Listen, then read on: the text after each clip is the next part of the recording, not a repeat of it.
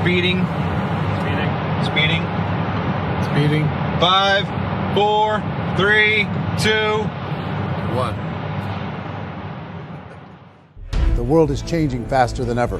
What used to take decades is now taking years or even months. What you see right now is the illusion that people have had for many decades about the workplace being this secure place to work the rest of your life. For the first time in the history of our nation, our children will not do as well as us. We've seen our friends get laid off. We've been laid off. We've had our pay cut. People are overworked and underpaid. They seem to have less time and less freedom. They live under constant pressure. This is going to be forced. And so even if your employer loves you, they may have to cut you. There's something wrong that on Monday morning, the heart attack rate increases by 35%. Technology is accelerating, job security is declining. It just doesn't seem like the old models of making a living are as reliable as they used to be. Every aspect of our lives, there's a better way out there, but we're still doing it the old way. We live in the greatest country on the planet, and there are a lot of people sitting around complaining and being cynical. Like everyone's whining about this old model, and I'm like, why don't you leave it? Look at all this over here. Look at all this opportunity. Since so much of our lives revolve around our work and the way we make our living, many people are thinking there just has to be a better way. The biggest challenge facing our world today is not making money, is what are we going to do with all the displaced, unemployed people? People are afraid that they're going to make the wrong decision. People are afraid of the unknown. People are afraid that maybe I don't have the skills. Hey, sports fans.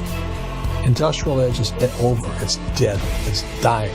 That's why going to school to get a job is an obsolete idea. A steady paycheck is an industrial age idea.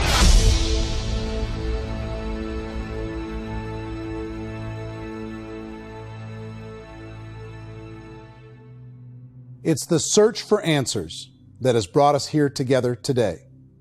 My name is Eric Worre, and for almost 30 years I've been an entrepreneur, struggling at times, but ultimately succeeding.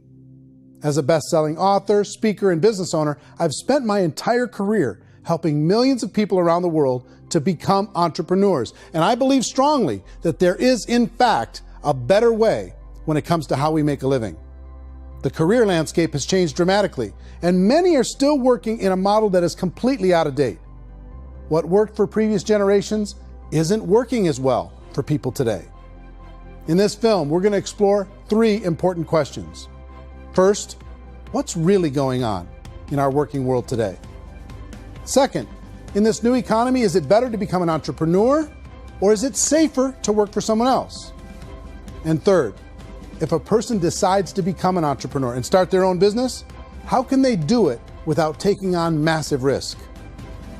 To help in this journey, I've brought together some of the greatest experts and thought leaders in the field of entrepreneurship to share the real facts with you. My intention is to give you new information that will allow you to make choices that are not limited by an old, outdated model. Let's start by understanding what's going on in our working world today.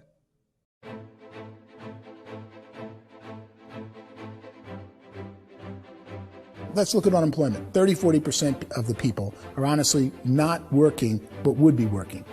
What our government does is if you haven't found a job in 6 months, we don't call you unemployed. We pretend you dropped out of the labor force. I've often said that unemployment, particularly structural unemployment, that's unemployment due to technological changes, is the first sign of economic growth. Think of it, 10 people live on an island. They go out every day and fish. One day, new technology shows up. A missionary brings them a net. Now, using the net, one pilots the boat, one throws the net. 2 fishermen can do all the work 10 used to. That's a 500% increase in productivity, 2 doing the work of 10, in one day. You don't have to learn a lot to learn how to throw a net instead of throw a fishing line. The island's got a big problem, 80% unemployment. But the island still has all the wealth of the fish because the 2 people produce as much fish as 10 did. Now, of course, looking back in history, these changes used to take thousands of years. And during that time, we went into farming and transportation. Some of us became doctors and some teachers and lawyers, and we developed all these new professions and new manufacturing jobs. Today, these changes are occurring literally in one day when a new technological advance occurs, and we don't have the social structures to deal with it or to retrain the unemployed people. So one of the things that I think is interesting as I travel across the country and really travel around the world is the way that we work and the way we get paid for work is changing pretty dramatically. On a global basis, everything is being turned upside down because of the rapidly advancing technologies. They are eliminating many jobs, and we have been left with many people not prepared for the jobs that exist. A lot of demand in public companies was to squeeze out all the fat and to get just as much margin as we possibly could, and fat equals humans. So this idea of job security in information age is so obsolete, but it's still taught inside our school system. And that's where the problem starts. There's no financial education in the school system, and people are still trained to be employees to work for that paycheck. This is a chart on the middle class. What's happening in the middle class, those that went to school, their incomes have been coming down for years. And parents still say to the kids, go to school, get a job. Now what happens to all those middle class people who are dropping off the ends of off the chart? Well, they become what's called working poor. And this is what happens to working poor. But they say poverty is ending. Well, poverty may be ending, but working poverty is going up. And this is food stamp usage. So food stamp usage in America is going through the roof right now because people cannot earn what they call a living wage. Most people have experienced financial pressures that I think are probably greater than they have been in the past. If you're not working for yourself, then it's going to be a pretty hard road for a lot of people. Today, if you're going to control your future, the 40-40 plan is gone, where you can graduate from college and get a job and work for 40 hours a week for 40 years. That day is gone. So some of these charts actually tell you what's going on. And this is a really interesting one, you know. People are going back to school because if I go back to school, I'll get a nice job. But this is what's happening to, it's called Sallie Mae, which is the student loan guys. Student loan is going through the roof. It's now over $1 trillion, and student loan debt is worse than credit card debt. So when people stopped using credit card, the government got people into student loan debt. And the problem with student loan debt is you can never be forgiven. See, with credit card debt, you can declare bankruptcy and then all's forgiven. But student loan debt, you can declare bankruptcy, you still owe it. It's the worst of all debt. But this is the next picture. Look at this chart here. This is what's happening to wages of college graduates. It's going down. So you go to college, you rack up all this debt, but you earn less money. Now, that's not that intelligent. Average person who's been working a lifetime in America today is ending their lifetime at 65 with about $41,000 in assets. They earned just enough to survive. I think in the United States we have something like 17 trillion in debt. That's just the federal government debt. We got another 2 in municipal and in other, let's call it almost 20 trillion government. We've got 40 trillion in private debt. That comes up to close to 60 trillion. When you then add something we never had before, what you were talking about, when we look at the unfunded portion of Social Security and primarily Medicare, Medicaid, that at the most conservative estimates from outside firms, Kleiner Perkins, 67 trillion and growing. That's more than all our other debt. There's less conservative estimates that say it's 84 trillion or higher. I added up conservatively $127 trillion in total debt. Debt is a financial drug. When you take it to excess, it's like taking a drug. Yeah, it makes you feel better, it enhances your performance, but at a huge cost, eventually it kills you. And so that's what happens. We keep doing more and more debt, and you get less and less results, just like a drug, until the debt gets so high that it crushes the whole system. That's where we're at, 8.2 times GDP. You know who I feel sorry for? I feel sorry for the person who dreads going to work, who is sick to their stomach on Monday morning, who hates their alarm clock, who gets a little glimmer of hope on a Wednesday because it's hump day and says, thank God it's Friday. And they live for those 2 days a week where they get to be themselves and they don't have to be around people they don't like, and they don't have to play the political game in the office, and they don't have to live this half life. The person that works 50 weeks a year just to be able to have the 2 weeks for vacation. And you know what happens to most of them nowadays? They don't have a vacation. They have a staycation. They have time off of work, but they don't get to go where they want to go because they're overextended. They've got all this debt. They got all this situation. They hate their alarm clock. They can't sleep until they're done. They have to spend most of their life in traffic. I feel sorry for that group of people because there's a better way. They just don't know it. I see this really interesting attempt at rugged individuality in a 6x8 rectangle. And I feel like you're all the same, except for the little push pins of the pictures. There's different pictures. Yours is named Jenny and his is named Sujara, but it's the same people. And this is how they are, and they're just like the zombies, and there's no joy in there, there's no fun. There's always like the wacky woman who decorates her cubicle, and that's the most she can do there. You got to give her credits, right? The wacky cubicle woman. The basis for their life is worry. I'm worried, maybe I'll get fired. I'm worried maybe my company will go out of business. I'm worried I can't keep spinning the plates on paying the bills. I'm worried about how do I send my kids to college. I'm worried, what if the transmission of my car breaks? That's 2 or 3. I can't fix it. People live in a sea of worry, and it eats at them. Those signs that people held up during the Depression didn't say looking for gainful employment in a cubicle. It said looking for work. Work is what we're looking for. Job is just a unit of measurement. Work is what we're going after. It's time to look in the mirror and say, it's not the economy, it's my economy. It's my little world of where I am. I need to improve. I'm not going to wait for the economy to come back because, frankly, the economy is doing great in this country. So I'm here on Wall Street, the financial center of the universe, the financial capital of the world. This is where most people's money goes to at least be held for a time, right? With interest rates in banks being effectively zero, and many experts are predicting it's going to stay at zero for the next 10, 20, even 30 years, people feel like they don't have any choice but to put their future into equities, to put their future into the hands of other people on this stock market, and hope that the stock market goes up, hope that the stocks that their advisors pick or that they pick goes up. That's one way to go, I guess. It's my personal belief that if you put your future into the hands of yourself, in other words, you have earning power by yourself, I think you're a better investment than these guys. I think you controlling your future is a better option than handing over your retirement to these guys.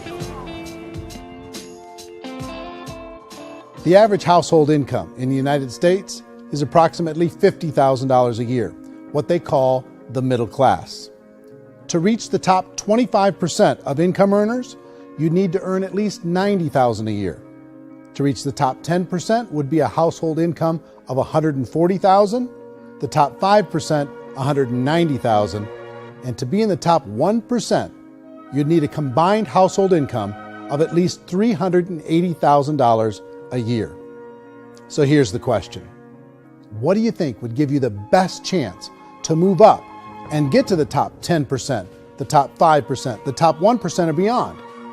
In my opinion, and in the opinion of many, many experts, the answer is to become an entrepreneur, to become your own boss. I think you have to be a business owner. I can't, the only time I ever say to someone it'd be great to be an employee is when they've already told me they've surrendered. I only tell people who are wounded spiritually that they should be an employee. And it's that feeling that you get when you pick up the backpack off the little Cub Scout and say, "Don't worry, little guy, we'll get you back to the camp." It is in no way a kindness when I tell someone they'd be a great employee. The other status symbol really increasingly is lifestyle. And people who can own their own business, maybe even work out of their house, that I tell you, people admire that. Like, gosh, I wish I could do that. The spirit of the entrepreneur is to be a risk taker and to be resourceful and unstoppable and to have a vision of yourself beyond where you are and not willing to settle for life as it is. Think about the great entrepreneurs. They're visionary. They have heart. They're willing to do today what others won't so they can do tomorrow what others can't. Personally, I don't think of the new economy, the old economy. I create my own economy. The entrepreneur's in control. I decide what the economy is going to be like. In the world of entrepreneurship, there are no limits. you can make as much as you want, depending on how much you want to work and how smart you are and how great a team you put together. There's no more lifetime rewarding business than being an entrepreneur. Why in America, where anyone could be anything, would people want to give up their freedom and become effectively a modern-day slave, told shut up and be here every morning at 7:30, leave at 5:30, and do what I tell you? If people decide to become an entrepreneur and work for themselves, they have some traditional options, but they're riskier than you might think. Any kind of a retail business, retail build-outs, is extremely expensive. Even just these small little yogurt stores where they're putting little yogurt machines and you get all the different flavors, you're spending $200,000, $300,000, $400,000 to open a yogurt shop. I would love to buy a Dunkin' Donuts, but it's $500,000 or so to start. I don't quite have that just-in-case money. Risking lose it all, and most guys do 2 or 3 times, and even big guys like Branson, because I'm such a fan of his, half his companies don't work. If you make $1 million, your problems are going to go. If you make $1 billion, your problems are really going to go. Just the opposite. You and I know when you're making $1 million, you get $1 million responsibilities. You make $1 billion, you got 1,000 times $1 million responsibilities. And most people say, I'd love to be my own boss. 70% of Americans would love to be their own boss, according to recent polls. But they don't know how to get there. Because what are you going to do? One, you could buy an existing business. If somebody's selling an existing business, you have to ask why. Usually because it's probably hard. It's probably not making as much money as they hope. 2, they could buy a franchise. A little less risk, proven system, but it's expensive to be able to do that. 3, they could start something from scratch.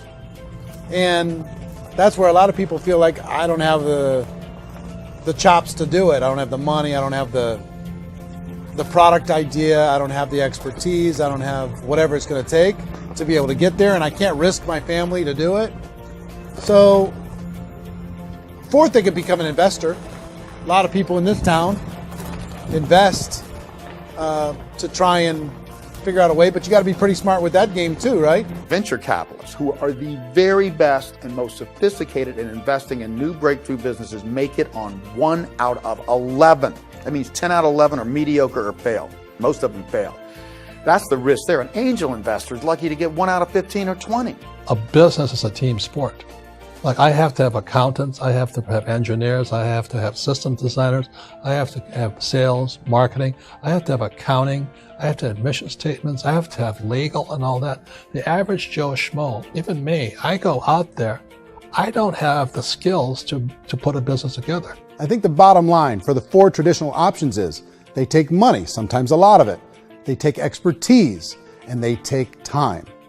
All of that adds up to just too much risk for most people. I bought a business from somebody else, and it was a lot of work. And you start wondering, what did I just buy? Because I guess ultimately I own your email list, and I just overpaid for it. People that start their own business, they spend a lot of money, they spend a lot of time, a lot of effort to get things started.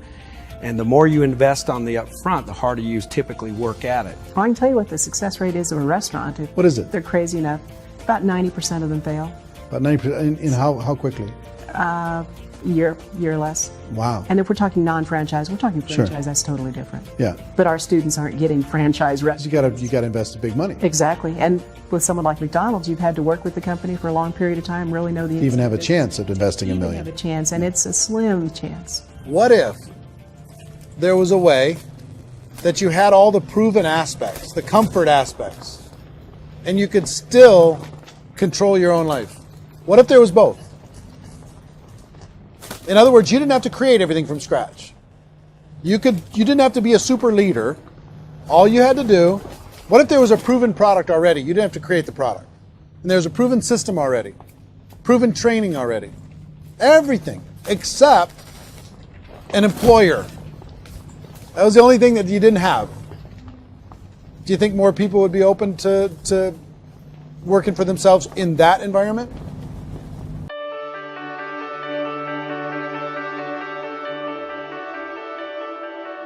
In our search for a better way to make a living, we've come to the conclusion that becoming an entrepreneur is actually safer than being an employee.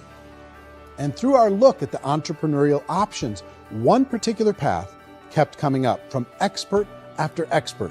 And I think most people will find it surprising because it's certainly a non-traditional business model. That model is for people to start their own business and become an entrepreneur through the creation of a network marketing business. Some people call it direct selling because the product is being sold directly from the manufacturer to the end consumer, cutting out the middlemen.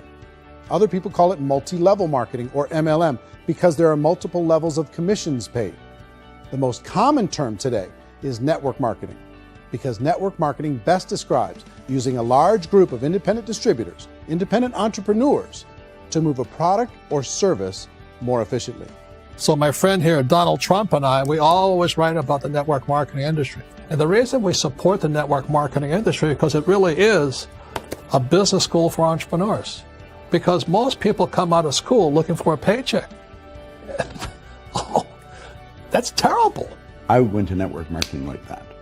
I think if it didn't exist, we should invent it. It is that good. I think direct selling is a great way to do business today. It's very easy to get into that industry, and you can be self-employed, be, in effect, an entrepreneur. When we see multi-billionaires adding network marketing companies to their portfolio of companies, that would be a clue. When we see people who are very famous authors and very famous business people endorsing the industry, that would be a clue.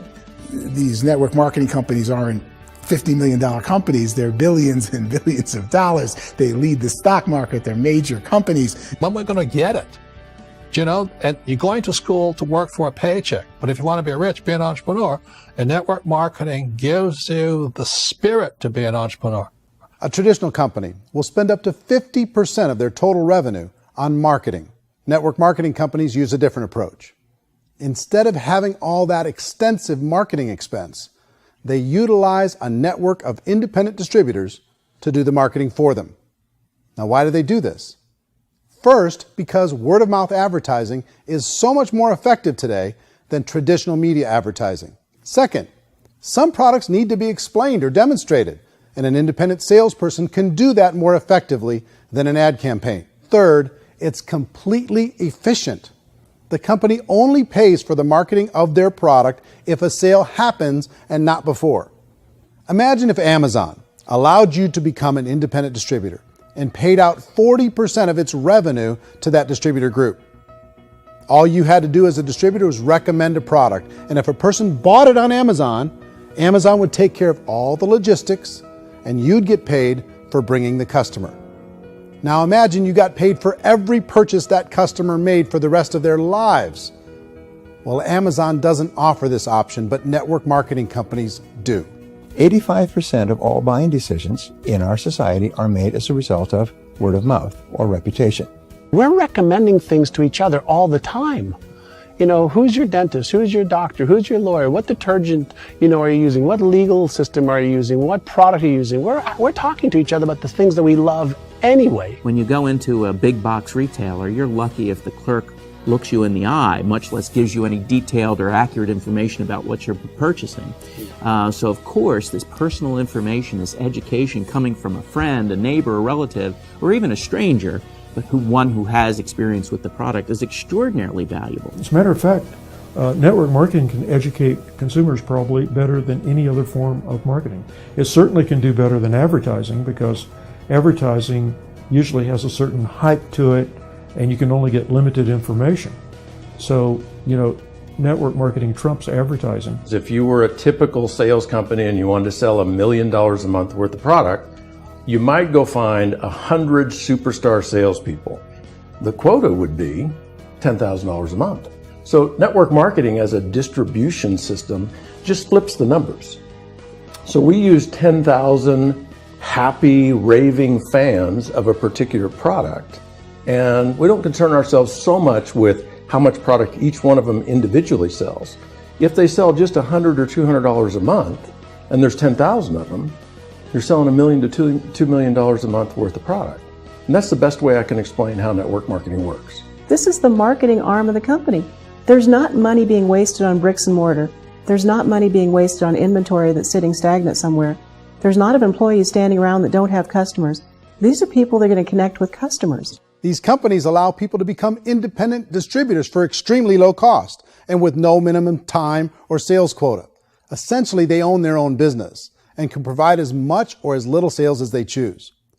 In other words, the distributor gets all the benefits of traditional business ownership without the risk. The advantage of network marketing is the ease of entry, the low risk, and the low startup cost, because almost everything else has very high risk. You can get in for a minimal investment. You're buying into a system that's already been proven, products or services that have been proven to work. The keys to network marketing is providing an opportunity for the masses to get involved, providing an opportunity for the average person who doesn't have the resources to start their own business. All of this so far is fairly straightforward, but network marketing offers another benefit, and it's this benefit that makes it so interesting for entrepreneurs. Network marketing allows a distributor to build their own network of other distributors and then compensates them on the sales created by that entire group. Direct selling is, at its base, very simple. It's the sale of a product or service to an individual on a face-to-face, one-on-one basis, just the way we're talking right now.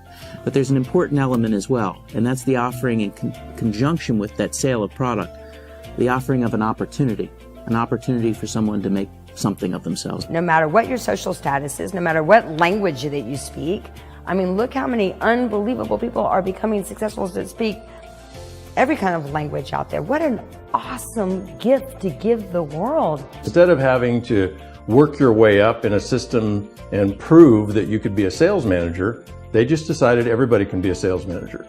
Everybody gets to build a sales team from day one. And so what that brought into the system of growth as a direct selling company is the concept of compounding or geometric progression.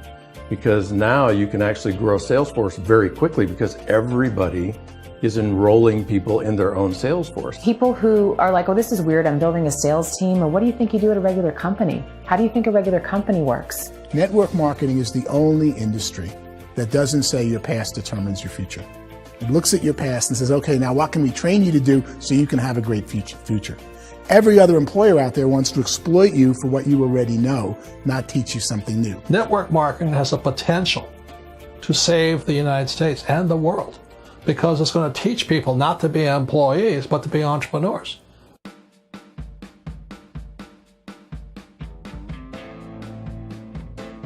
According to the Direct Selling Association, if you add up all the network marketing companies around the world, they combine to do over $178 billion a year in retail sales. To give you an idea of how big that really is, the NFL, the National Football League, does approximately $9 billion a year. The music industry does a little more than $16 billion a year, and the movie industry does about $80 billion a year. Using a conservative average, network marketing companies pay their distributors about 40% of that $178 billion in the form of commissions, which adds up to more than $71 billion a year. That's almost $6 billion a month. It's almost $200 million in commissions every single day. So it's certainly working, and people are making serious money in network marketing. With the growth of the direct selling industry over the last 10, 15, 20 years, we've seen a broader understanding of the channel. We have seen more and more people getting involved in the business, so our penetration in the marketplace has increased, and thus the understanding in the marketplace of who we are has increased. And we've seen non-direct selling companies look at the direct selling model and say, something's going on there. People are making money. Companies are being profitable, individuals are being motivated, product is being delivered to market. Maybe we should explore this. Some people think only the people at the top make money. Well, let's take a look at that as well. In the network marketing profession, there are roughly 500 people in the world who earn over $1 million a year. If you round that number up to $2 million a year, that adds up to about $1 billion a year. That takes the $71 billion paid out each year down to $70 billion. So where does the rest of the money go? The vast majority goes to part-time people making anywhere from a few $100s a month to many thousands of dollars a month. It goes to people who choose to make it a full-time career move and earning even more than that. Every day, people are using the money they earn through network marketing to pay off debt, have more fun, and improve the quality of their lives. Everyone I know in network marketing has been doing that since the 50s. They go to work when they want to go to work. They stop working when they want to take time with their children to have a leisurely breakfast and discuss issues and drive them to school. They go back to work when they get home, wherever they're working out of. The biggest thing that I've seen is people that have become much happier in their life. MLM has probably made more millionaires of more people in more countries, and I've spoken to them in 67 countries, than any other single form of business, starting from nothing. If they have a choice between working a job for the next 10 years or working a network marketing business for the next 10 years, the result of working the network marketing business will be better. A lot of people within the industry go on and make this a career and do extremely well at it. Network marketing has been nothing but good for everyone I know that's been involved with it because they did it seriously and they played full out and they've been very successful. It's been a constant barrage of success stories and people showing off stuff that they got as a result of it. How many people are involved? Approximately 16 million Americans and 96 million people around the world are currently participating in network marketing. And in a recent poll, 82% of those people report a good, very good, or excellent experience with network marketing. So people are happy.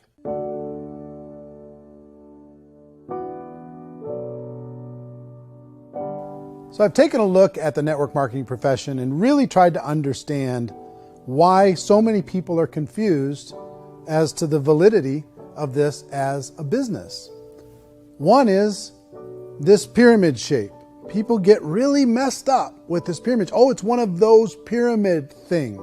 So I just think there are a lot of haters out there who really don't understand the industry and say, oh, it's a get-rich-quick scheme. It's a pyramid. Well, corporate America is a pyramid scheme. You know what I mean? It goes like this. You have thousands of MBAs, let's say working for Ford or General Motors or Coca-Cola. If all these MBAs are all trying to get to here, that's a pyramid. Only one guy's going to make it. Every 10 years, one's going to make it. Whereas you look at network marketing, it's like this. So you're here, and your job is to develop other CEOs coming up behind you. So it's an inverse pyramid. In network marketing, it's a very simple concept. If you sell product, you get paid.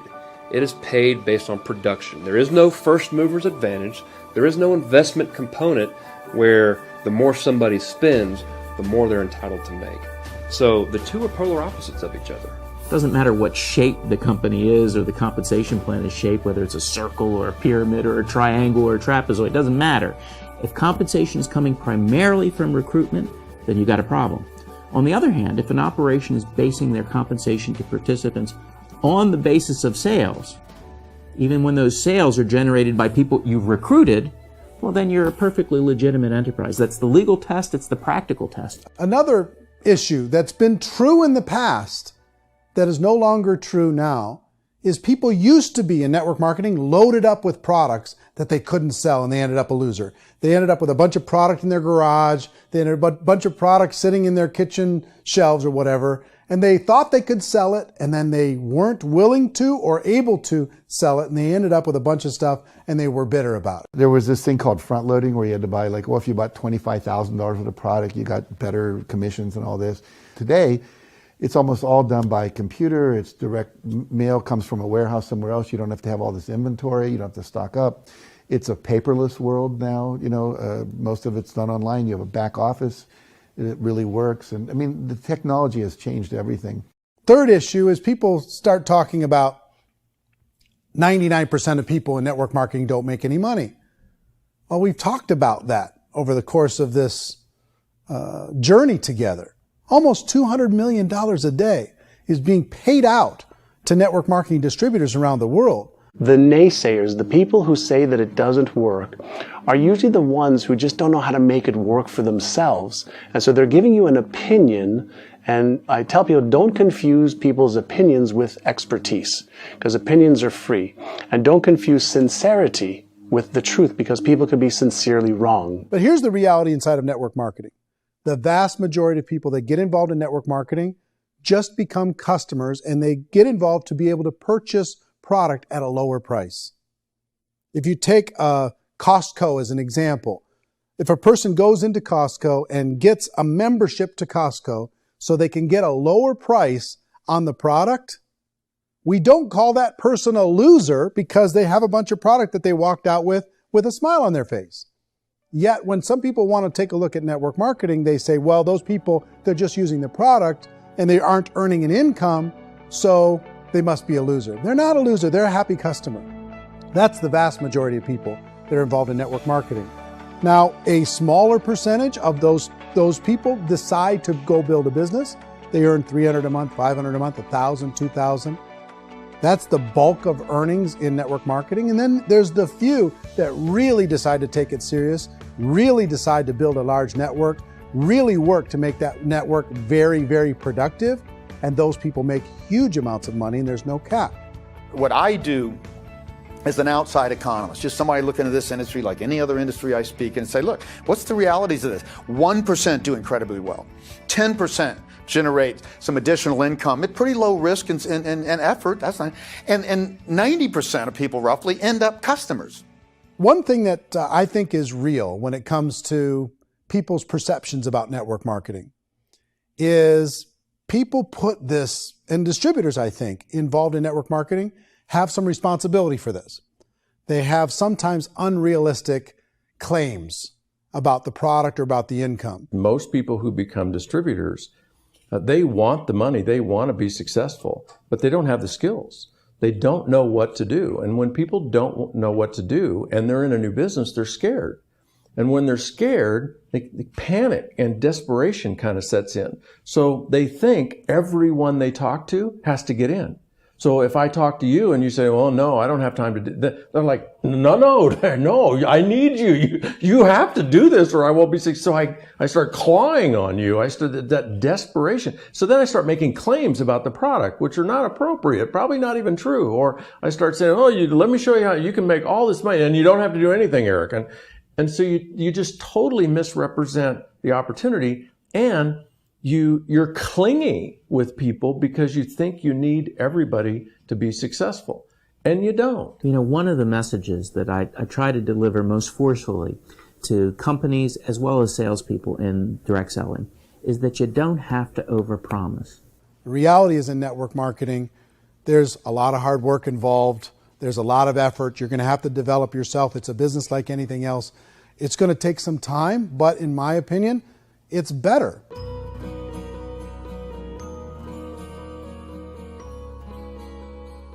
It's light years better for people starting today than it was even 5 years ago. I think it's more widely accepted now, and people understand it is a business. It is being an entrepreneur. It is being a business owner. Our belief system is based upon our evaluation of something. And frequently, if we reevaluate a situation, our belief about that situation will change. The industry has changed and it's grown up. It's totally transformed. You've got young people today that have grown up with social media, and they understand networks. They understand how people are connected through technology, and they understand how money flows through those networks. So when they see network marketing, they don't see it the way their parents saw it. And we've all learned, the larger industry that you represent, has all learned from those mistakes and flaws and errors that have happened early on. Early algorithms didn't work the right way. That's all fixed. It's like when they design a computer program, they design the program, then they run it, and then they go back through and they debug it. The MLM industry has been debugged. This is the day of being virtual, being able to run a business from your mobile phone. I mean, it's incredible. Companies are getting smarter. They're implementing more consumer protections. They're implementing more compliance training. They're doing more with respect to product research. If you do get involved and you make purchases of inventory, even on a voluntary basis, if you decide that this business is not for you, you can leave and have that inventory repurchased by the company. There's no other business that offers that kind of protection on a voluntary, self-regulatory basis.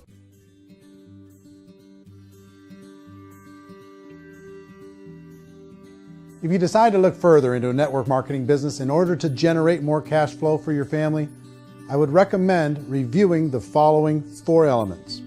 First is the product or service. And on the product or service, I would ask 5 important questions. 1, do you like it? Is it something you would feel comfortable sharing with others? 2, is there a recognized need in the marketplace? It's hard to create a need if one isn't naturally there. 3rd, does the product meet that need? Does it solve a legitimate problem for consumers? And 4th, is it priced to sell? Can it compete in the marketplace? And fifth, is it priced for profit? Is there enough margin for the company and the distributor to be able to generate income for the long term? If you can answer the questions on the product to your satisfaction, the next element to consider is the company itself. Is it well run? Do you believe in the founders or the management team? Do you feel they have what it takes to go all the way? See, it doesn't matter how good the product is if the management can't take care of the company. Good management can change with the times. They can handle adversity. They can make good decisions. Make sure you choose a company that can serve you for a long time. The third element to consider is the compensation plan. And with that, there are 3 important things to look at. First, a brand new person needs to be able to generate some money fairly quickly. It may be an obvious reason, but you can probably imagine the ripple effect of a distributor getting involved and having even a small victory fast. That can only help with the overall success of the organization. Second, a person should be able to develop a moderate part-time income in a reasonable period of time. As they develop their network and as their sales grow, they should be able to enjoy more benefits. And third, for the people who are really serious, for those who decide to really go pro in the network marketing profession, there should be the possibility to make a serious full-time income if they work hard and are committed to developing their skills. If you're comfortable with the product, the company, and the compensation plan, the last thing you should look at is the support that will be made available to you. Does the company have a website? Does it have a solid online reporting tool? Do they have comprehensive training available? Do they host events to help you build your business? If you decide to do this, what kind of a support system can you plug into? Choosing a network marketing company is a personal decision. But evaluating the 4 elements of product, company, compensation plan, and support is a great place to start. Is the company promising that you're going to get rich quick or that you can make a lot of money without a lot of effort? That's a red flag. Is there a product that you really believe in that you think can be sold? Or are you being told by salespeople or the person who's trying to recruit you or by the company itself that don't worry about the product, all you have to do is recruit other people into the business? Red flag, warning sign. If you're hearing that, take a second or even a third look. Get to know the customers, the products, the business, have some success, and see where the opportunities might take you to move up in the organization. You want to find out how concerned are they about my education, my training, and my development? Is there a space for me to grow? Most important question. Learn everything that you can about the product. Make sure it's something that you believe in, and learn everything you can about the industry and work that system. You have to be very passionate about whatever that company is doing. I would get involved. You can always test drive anything, the product, the service, the community, and then lean into it a bit. If it feels good, then lean into it a lot. Behind me is the Lincoln Memorial. And this is a place where Martin Luther King Jr. had his famous I Have a Dream speech. And at that speech, he talked about his dream for equality for everyone around the world, and that's a noble dream. But I think more people need to remember what it was like when they were kids and the dream was still alive in them. Before it got beaten out of them by reality, by this paycheck, by these responsibilities, and by having to live for this job to pay the bills. I think people need to remember that, go back to that. Once they know that there's a better way, I think their future is going to be much brighter. They can live a better life.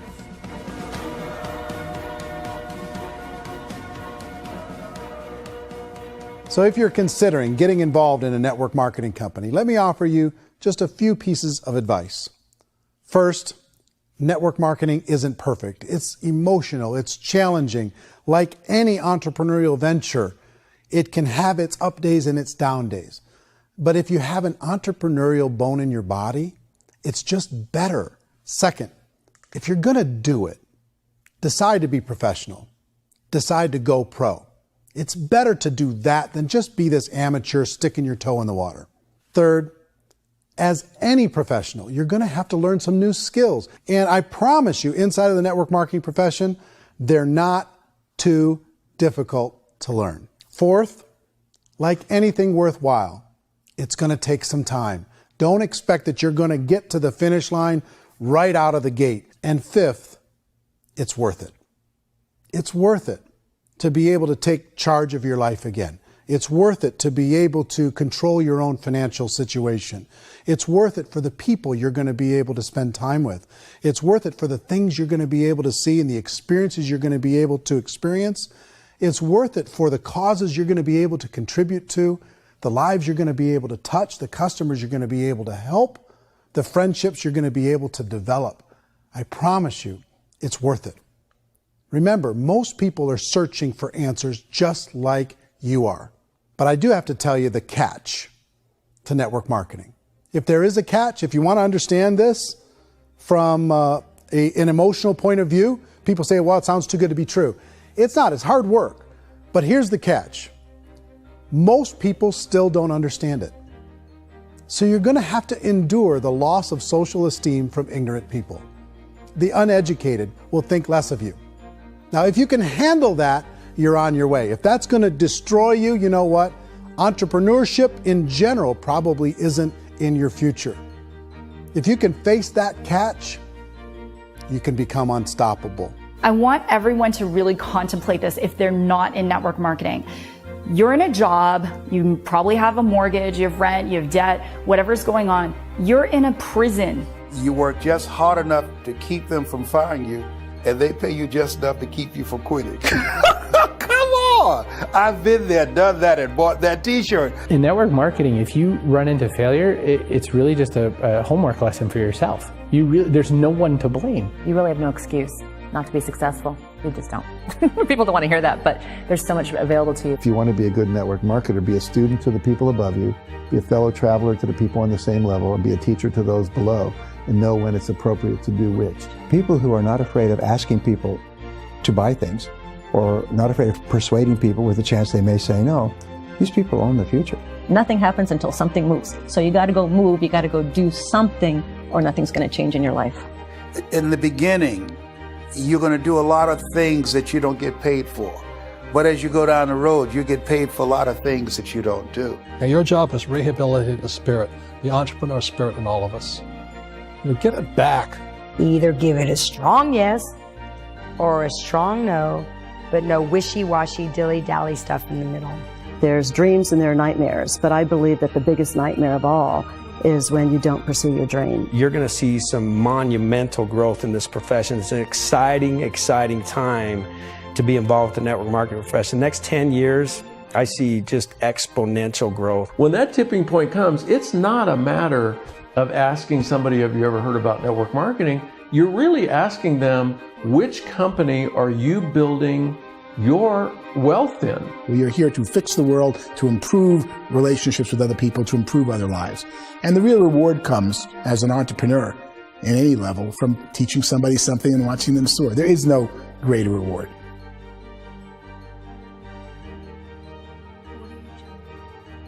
Life's too short to spend it living someone else's dream instead of your own. It's too short to spend it living at a fraction of your potential. Can being an entrepreneur be a challenge at times? Sure. But here's what you get in exchange. It can be yours. Something that you built, something that you created, something that you made happen. This balloon represents your dream.